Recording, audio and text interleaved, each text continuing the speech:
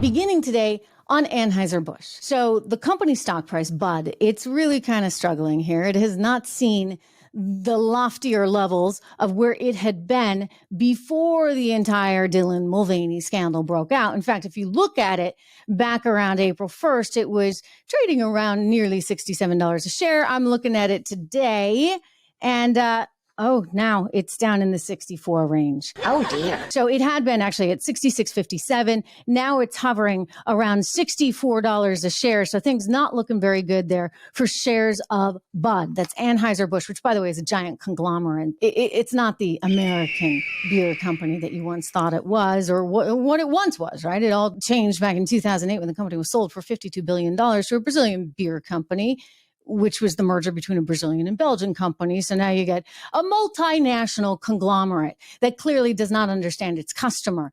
You know how we know Bud Light does not understand its customer? Take a look at sales.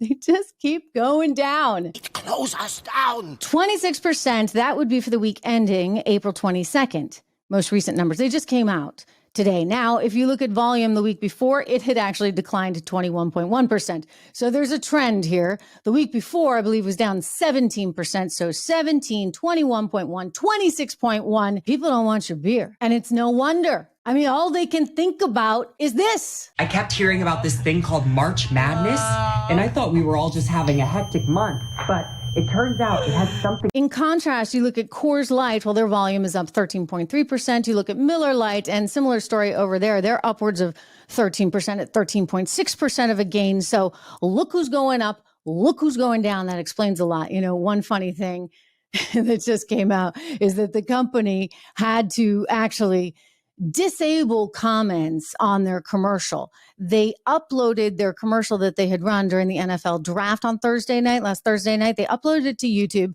and apparently people were so upset.